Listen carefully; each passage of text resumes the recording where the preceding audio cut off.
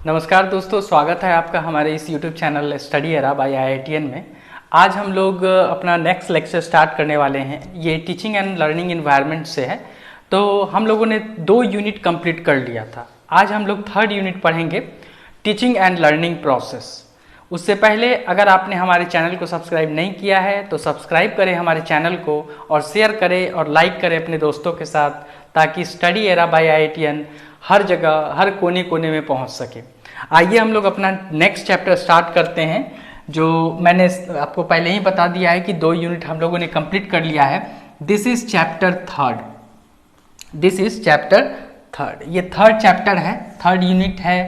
3rd unit है ये chapter 3rd, teaching and learning process. Learning process ये जो चैप्टर है इसका ये लेक्चर फर्स्ट है। This is part first. ठीक है, मैं यहाँ पे लिख देता हूँ लेक्चर फर्स्ट है। ये पहला लेक्चर है इस यूनिट का, चैप्टर 3 का। ठीक है, तो देखिए इस टीचिंग एंड लर्निंग प्रोसेस में हमें पढ़ना क्या है एक्चुअली में। इसमें टीचिंग का मतलब क्या होता है? टीचिंग का मतलब होता है शिक्षण। टीचिंग का मतलब होता है शिक्षण। मैंने जैसा कि आपको बताया है, इंग्लिश एंड हिंदी दोनों में क्लासेस होंगे। एंड लर्निंग प्रोसेस, यहाँ पे लर्निंग का मतलब क्या है? लर्निंग का मतलब क्या है? अधिगम। अधिगम या सीखने की प्रक्रिया। ठीक है, सीखने की प्रक्रिया। तो ये लेक्चर फर्स्ट है, ये तो आप लोग जानते ही हैं। मैं यहाँ पे लिख देता हूं शिक्षण, शिक्षण और अधिगम। अधिगम इसे हम लोग बोल सकते हैं सीखने की प्रक्रिया। सीखने की प्रक्रिया।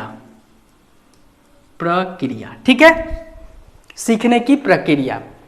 तो देखिए इसमें होता क्या है कि कैसे टीचिंग जो है, यानी कि शिक्षण, टीचिंग जो है, टीचिंग कैसे रिलेट करता है? रिलेट करता है किसके साथ? किसके साथ? लर्निंग के साथ। लर्निंग के साथ कैसे रिलेट करता है, यही हमें पढ़ना है। और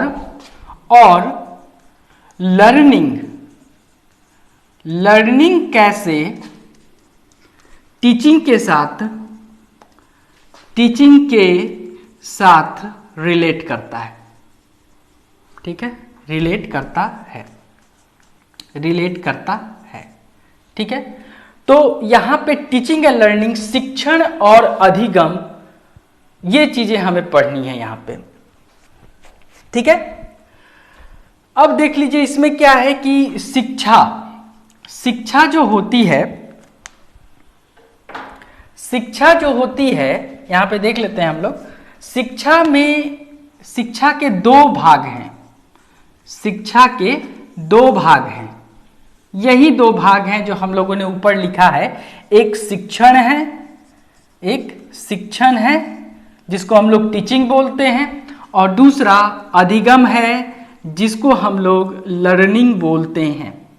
शिक्षण है और लर्निंग है, ये शिक्षा के 2 भाग हैं। ठीक है, याद रखिएगा, शिक्षा के 2 भाग हैं, टीचिंग एंड लर्निंग। तो यहाँ पे क्वेश्चन एराइज होता है, यहाँ पे क्वेश्चन आता है कि जो शिक्षण है वो कौन करता है? ठीक है, शिक्षण कौन करता है और किसकी लर्निंग होती है? ठीक है, शिक्षण कौन करता है? शिक्षण यानी कि टीचिंग, यानी कि टीचिंग, टीचिंग कौन करता है? तो देखिए जो गुरु होता है वही शिक्षण करता है, जिसे हम टीचर बोलते हैं या गुरु बोल लीजिए। ठीक है, तो गुरु ही शिक्षण करता है, मतलब शिक्षा देता है। ठीक है, गुरु ही शिक्षा देता है। और जो अधिगम होती है वो किसकी होती है? वो स्टूडेंट की होती है। लर्निंग किसकी होती है? अधिगम किसकी होती है? तो अधिगम जो होती है वो स्टूडेंट की होती है। ठीक है, शिक्षण में, इस शिक्षण में क्या होता है?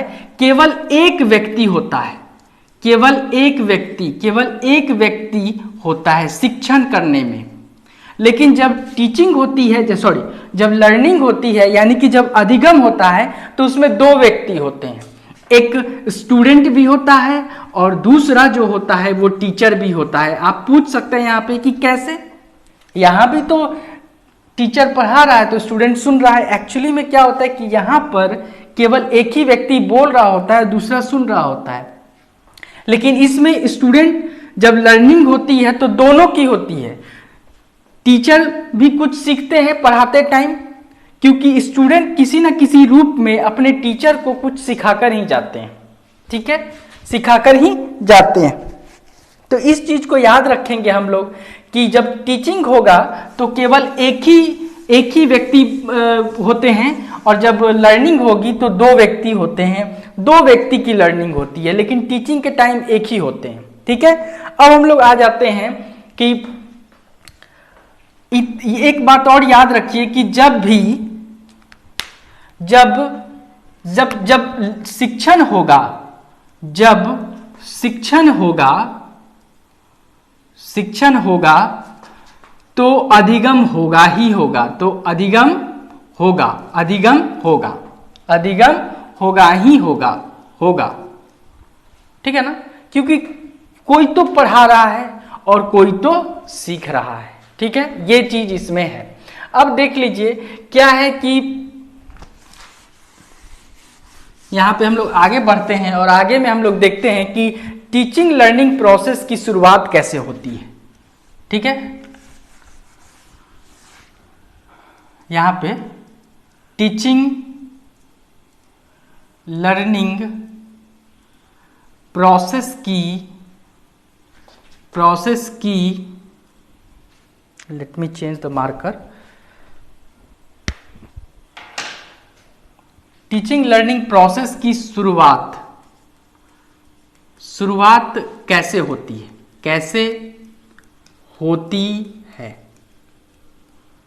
ठीक है, कैसे शुरुआत होती है। तो देख लीजिए क्या है कि टीचिंग लर्निंग की जो शुरुआत होती है वो बच्चे से ही होती है। जैसे ही बच्चे का जन्म होता है, बच्चे का जन्म होता है, वहीं से टीचिंग की शुरुआत हो जाती है, लर्निंग की शुरुआत हो जाती है, वहीं से बच्चे के लर्निंग की शुरुआत हो जाती है, अधिगम की शुरुआत हो जाती है। अब यहाँ पे है कि यहाँ पे जो बच्चा है जो जन्म लेता है उसकी टीचिंग कौन करता है? उसकी टीचिंग जो है उसके परिवार वाले करते हैं, ठीक है, उसके परिवार वाले करते हैं, उसकी टीचिंग करते हैं परिवार वाले, और बच्चे की जो लर्निंग की शुरुआत होती है वो उसके जन्म से ही शुरू हो जाती है, ठीक है, बच्चे के जन्म से ही शुरू हो जाती है। अब यहाँ पे एक क्वेश्चन बनता है, एक क्वेश्चन है यहाँ पे, उस क्वेश्चन को हम लोग देख लेते हैं कि जो अधिगम होता है बच्चे का अधिगम, इस क्वेश्चन को आप लिख लेंगे, बच्चे का अधिगम कहाँ से शुरू होता है, ठीक है। और इसी में ये भी है कि और इसकी जो बच्चे की टीचिंग कहाँ से शुरू होती है, बच्चे की टीचिंग कौन करता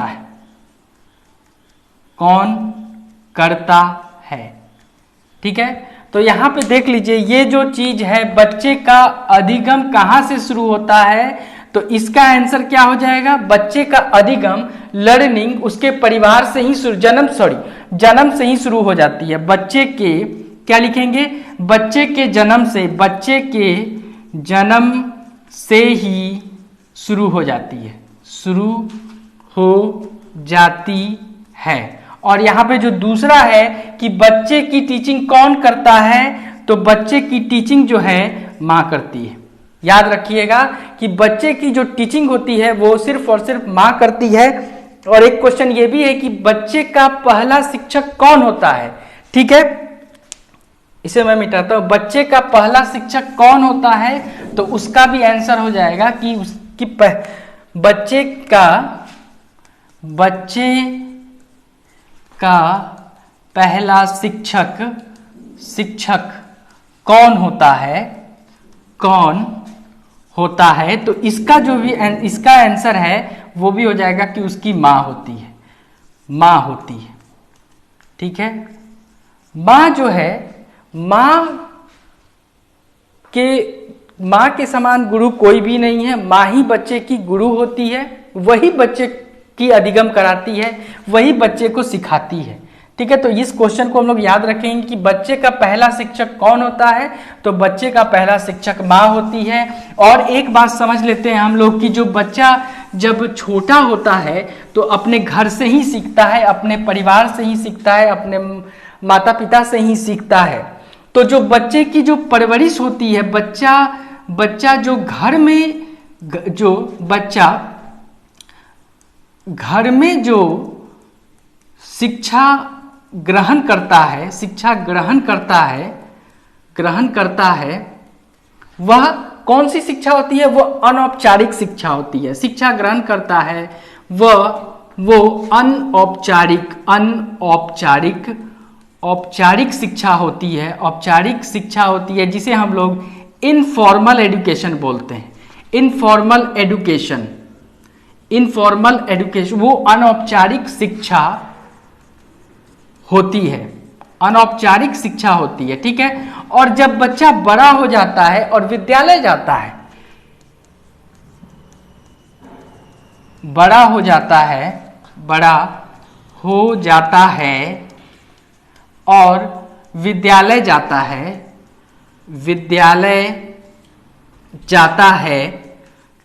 है, higher education 10th 12th degree graduation. ठीक है, तो उस समय जब डिग्री प्राप्त कर लेता है तो वो जो शिक्षा प्राप्त होती है उसे, वो कौन सी शिक्षा होती है, वो औपचारिक शिक्षा होती है।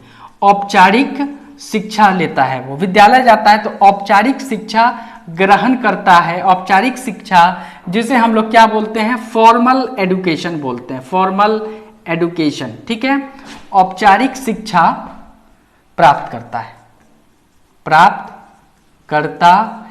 ठीक है, तो ये टीचिंग एंड लर्निंग प्रोसेस का फर्स्ट क्लास है। तो इसमें मेनली हमें जानना है कि जो टीचिंग हो रही है वो कौन कर रहा है, और जो लर्निंग हो रही है वो किसकी हो रही है लर्निंग। ठीक है, लर्निंग जो हो रही है किसकी हो रही है, तो टीचिंग कोई तो है जो टीचिंग कर रहा है, और लर्निंग कोई तो है जो सीख रहा है। ठीक है, अब इसमें हम लोग देख लेते हैं कि टीचिंग एक्चुअली में क्या है। टीचिंग जो है, टीचिंग क्या है,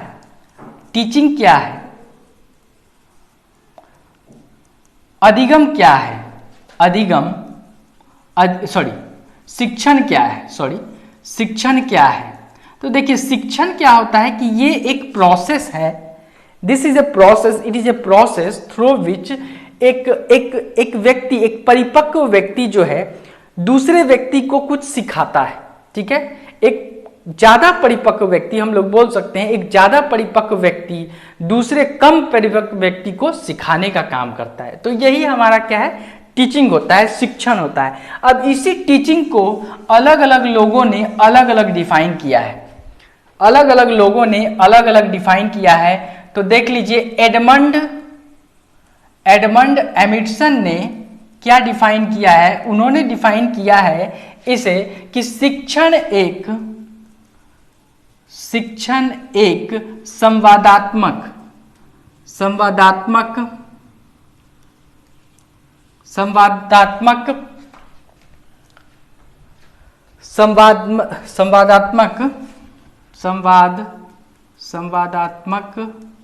ठीक है, संवादात्मक प्रक्रिया है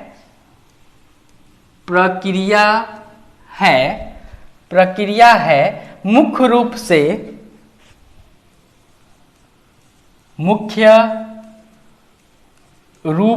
से कक्षा की बातचीत, मुख्य रूप से कक्षा की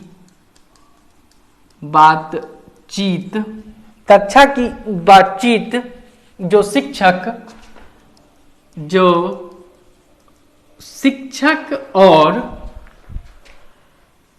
शिक्षक और विद्यार्थी के बीच होती है, शिक्षक और विद्यार्थी के बीच होती है। एडमंड एमिटसन ने टीचिंग को अपने लैंग्वेज में, अपने भाषा में उसने डिफाइन किया कि शिक्षण जो है एक संवादात्मक प्रक्रिया है, ठीक है, संवाद करने का, बातचीत करने की प्रक्रिया है, जिसमें मुख्य रूप से क्या होता है, उसने कहा कि कक्षा की बातचीत होती है। उसने कहा कि मुख्य रूप से कक्षा की ही बातचीत होती है जो शिक्षक और विद्यार्थी के बीच होती है, ऐसा उन्होंने कहा, ठीक है। और कुछ निश्चित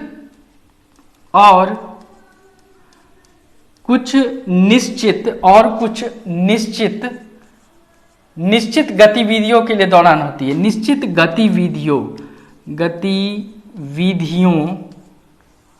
के दौरान होती है, ठीक है,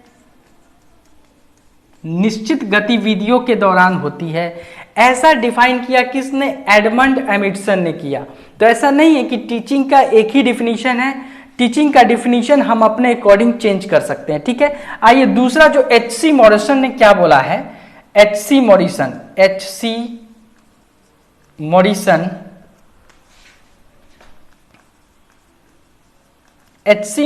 ने क्या बोला है कि teaching is an intimate contact, teaching is an intimate contact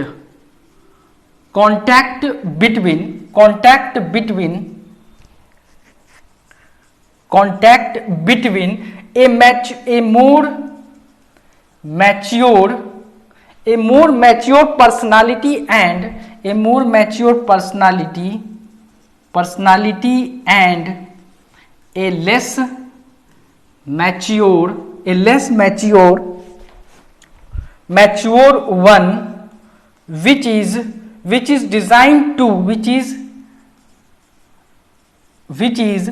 designed to further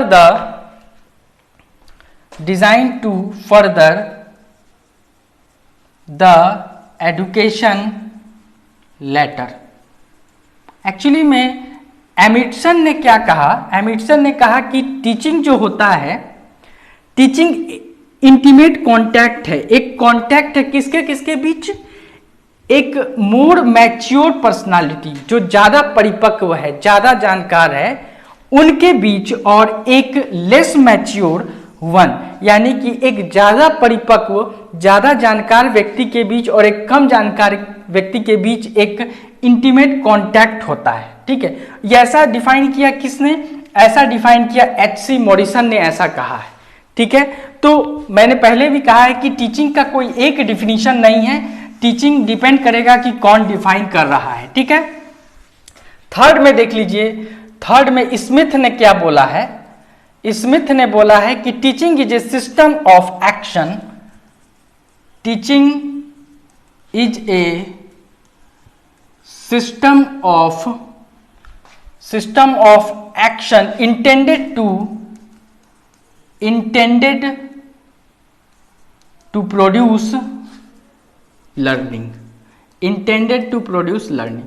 तो स्मिथ ने क्या कहा कि टीचिंग एक सिस्टम है जिसके थ्रू क्या होता है, लर्निंग यानी कि सीखने की प्रक्रिया को बताया जाता है, कैसे सीखा जाता है, सीखने की प्रक्रिया को डिफाइन किया जाता है, एलोबरेट किया जाता है, एक्सप्लेन किया जाता है।